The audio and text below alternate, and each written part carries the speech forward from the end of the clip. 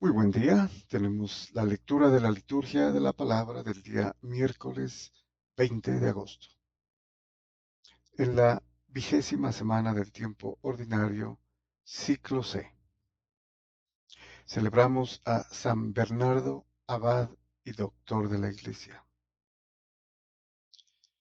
Bueno, San Bernardo se conoce también como San Bernardo de Claraval porque fundó ese convento, ¿no? Y su historia es bastante conmovedora porque por algo se lo llama el doctor Melifluo, por su poder de elocuencia, de convicción, de persuasión, ¿no? Porque terminó convenciendo casi a toda su familia, al papá, a la mamá, a un tío, a sus 5 hermanos, una hermana, eh, a la esposa de un hermano del mayor, al esposo de una hermana y a sus 2 hijas de ingresar, ¿no? En la vida eh, contemplativa. Bastante importante. Fundó cerca de 300 eh, conventos, ¿no? En su vida. Muy productivo. A él se deben algunas oraciones a la Virgen María, ¿no? Como la de que empieza, acuérdate, oh dulce Virgen María, que jamás se ha oído decir que nadie que recurra a ti ha recibido tus gracias. Bueno, acuérdate, oh dulce Virgen María. Ese es el comienzo de la oración. Y otras como el de la salve, ¿no? Eh, la parte de, oh clemente, oh piadosa, oh dulce Virgen María. Ruega por nosotros, Santa Madre de Dios, para que seamos dignos de alcanzar las promesas y gracias de nuestro Señor Jesucristo. Amén. Esa es la parte eh, que compuso San Bernardo Abad, ¿no? De la salve. Muy bien, vamos a la primera lectura. Tenemos la lectura del libro de los jueces, capítulo 9, versículos del 6 al 15. Bueno, nos dice entonces el libro de los jueces. En aquel tiempo se reunieron todos los señores de Siquén y todo Bet Miló, y fueron a proclamar rey a Abimelech junto a la encina de la estela que hay en Siquén. Se lo anunciaron a Jotán, que puesto en pie sobre la cima del monte Garizim, alzó la voz y les dijo a gritos: Escúchenme, señores de Siquén, y así los escuche Dios. Bueno, esta historia no se refiere necesariamente a Israel, ¿no? Abimelech fue un hijo de Gedeón, pero eh, digámoslo, era un pueblo eh, no israelita. Entonces, Abimelech no necesariamente fue uno de los reyes o de los jueces, ¿no? eh, israelita, a pesar de haber sido hijo de Abimelech, perdón, de Gedeón. Continúa la historia, ¿no? El relato. Fueron una vez los árboles a ungir rey sobre ellos, y dijeron al olivo: reina sobre nosotros. El olivo les contestó: habré de renunciar a mi aceite, que tanto aprecian en mí dioses y hombres, para ir a mecerme sobre los árboles. Entonces los árboles dijeron a la higuera: ven tú a reinar sobre nosotros. La higuera les contestó: voy a renunciar a mi dulzura y a mi sabroso fruto para ir a mecerme sobre los árboles. Los árboles dijeron a la vid: ven tú a reinar sobre nosotros. La vid les contestó: voy a renunciar a mi mosto que alegra a dioses y hombres para ir a mecerme sobre los árboles. Todos los árboles les dijeron a la zarza: ven tú a reinar sobre nosotros. La zarza contestó a los árboles: si quieren en verdad ungirme rey sobre ustedes, vengan a cobijarse a mi sombra. Y si no, salga fuego de la zarza que devore los cedros del Líbano. Bueno, esta es una historia un tanto eh, extraña, ¿no? Pero creo que el centro de la enseñanza era que en la forma agrícola, ¿no?, de los árboles, yendo a algunos árboles importantes para que fueran sus dioses, estos se negaron. Se negaron porque había algo más importante en ellos que hacer. No podían desistir de que la gente aprovechara de sus frutos, ¿no?, que eso es básicamente lo más importante. Entonces, el ser rey no era en realidad una gran cosa, ¿no? Se perdía mucho. Y en esa época de la cultura de Canaán, especialmente, cualquiera podría ser rey y no necesariamente eran los mejores reyes. Muy bien, vamos al Salmo responsorial. Tenemos el Salmo 20, cuyo responso es: Señor, el rey se alegra por su fuerza.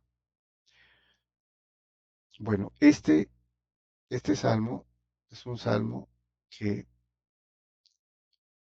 mm, alaba, ¿no?, el hecho de que Dios sea quien bendiga al rey.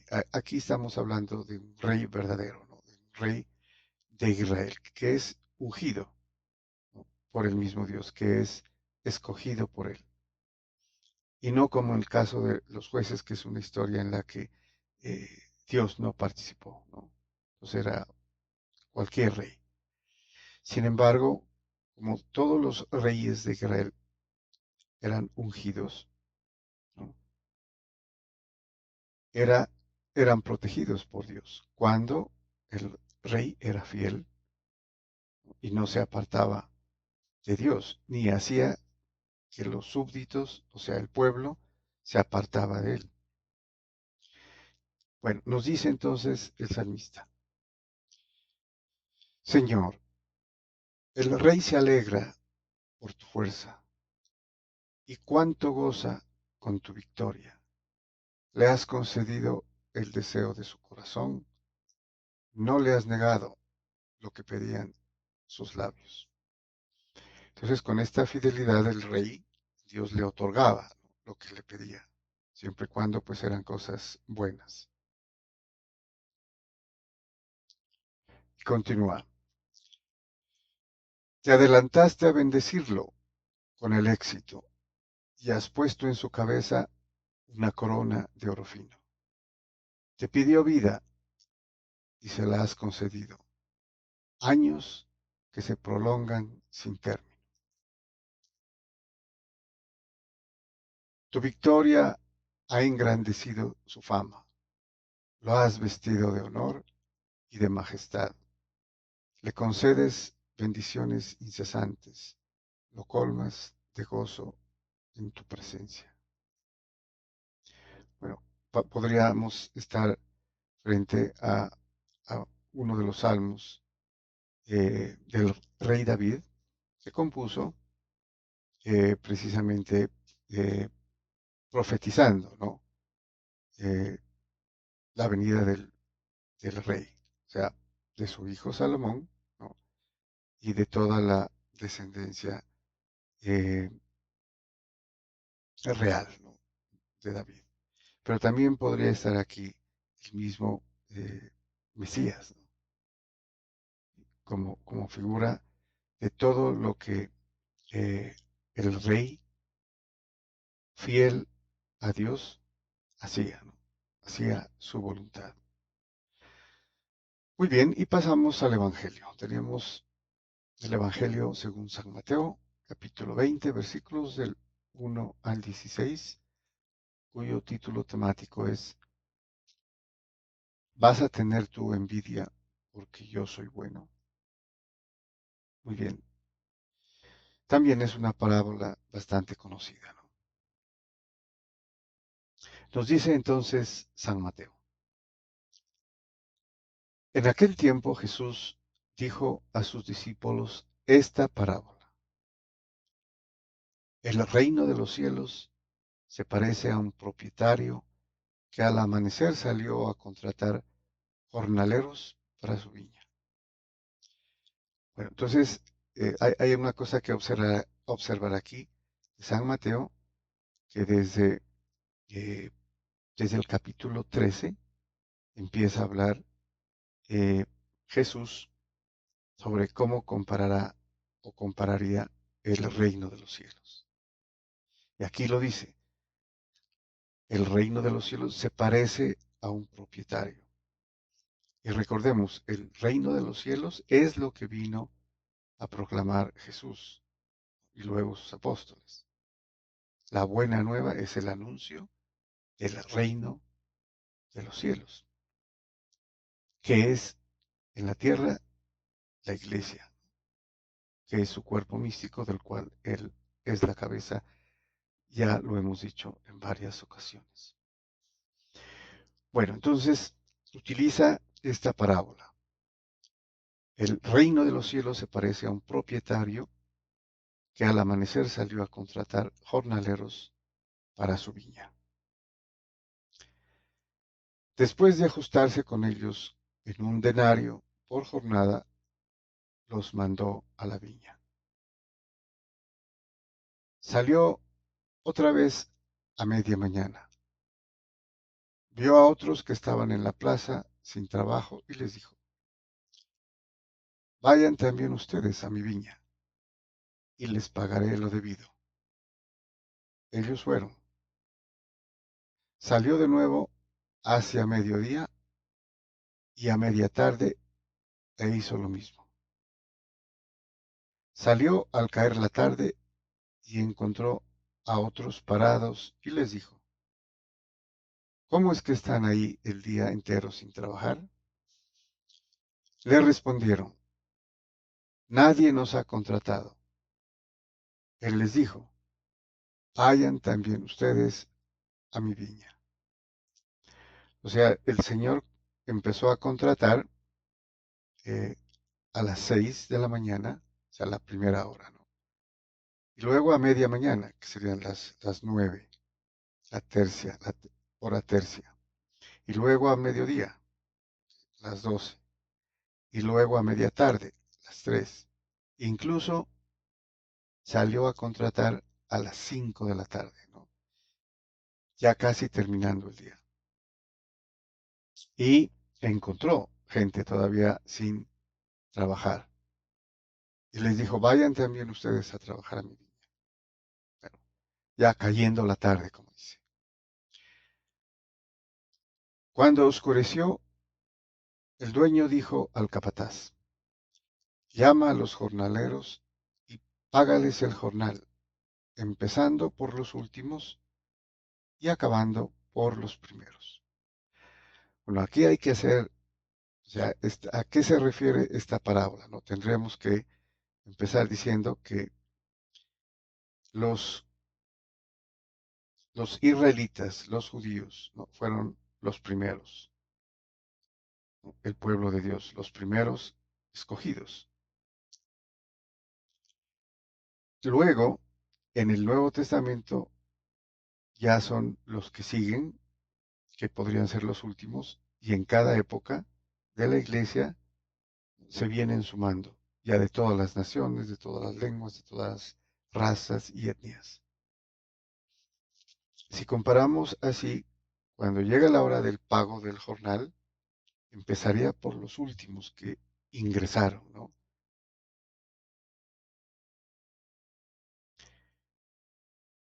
Vinieron los del atardecer, o sea, los que empezaron a trabajar a las 5 de la tarde, y recibieron un denario cada uno.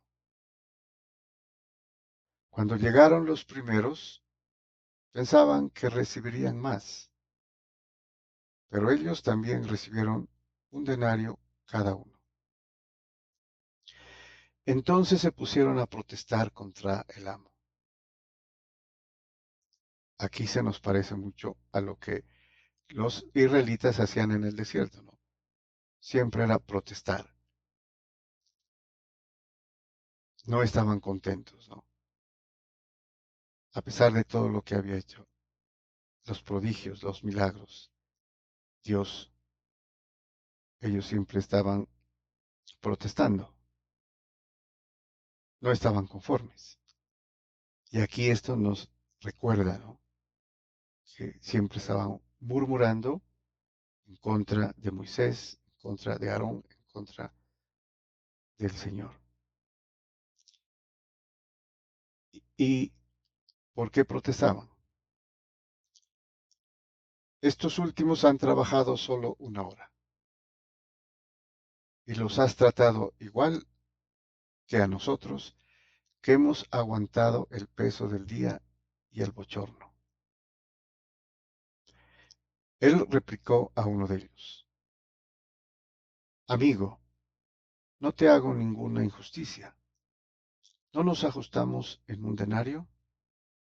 Toma lo tuyo y vete. Claro, porque a los primeros se ajustó en el pago de un denario. O sea, no les estaba haciendo injusticia. Les estaba pagando del día en lo que se habían ajustado. Pero la protesta era de por qué a los que habían trabajado una hora les pagaba también un denario. Y también a los otros, ¿no? Los que empezaron a las 3 de la tarde, a mediodía y a media mañana. Y aquí está la explicación que da el Señor. Quiero darle a este último igual que a ti. ¿Es que no tengo libertad para hacer lo que quiera en mis asuntos? ¿O vas a tener tu envidia porque soy bueno? Bueno, en la parábola es porque soy bueno, ¿no? Pero en realidad aquí el término, fuera ya de la parábola, es porque soy misericordioso. Aquí está Dios a los que llegan de último, inclusive antes del fin de los tiempos, que se conviertan, que sean fieles, que confíen en el Señor, el Evangelio, en su redención, y que lo demuestren obedeciendo, cumpliendo la ley evangélica del amor. ¿Y cuál es esa paga? La vida eterna. Entonces, ahí entendemos cuando le dice, o vas a tener tu envidia porque yo soy bueno. Así los últimos serán primeros y los primeros últimos. Recordemos aquí que el pueblo judío todavía no acepta a Jesucristo como su Mesías, ¿no? Pero también hay que recordar que esto es parte del plan providencial o divino de salvación. Y eso lo manifiesta San Pablo en el capítulo 11 de su carta a los romanos. Los judíos se convertirán. O sea, los primeros van a venir de últimos, ¿no? Muy bien, muchas gracias y bendiciones.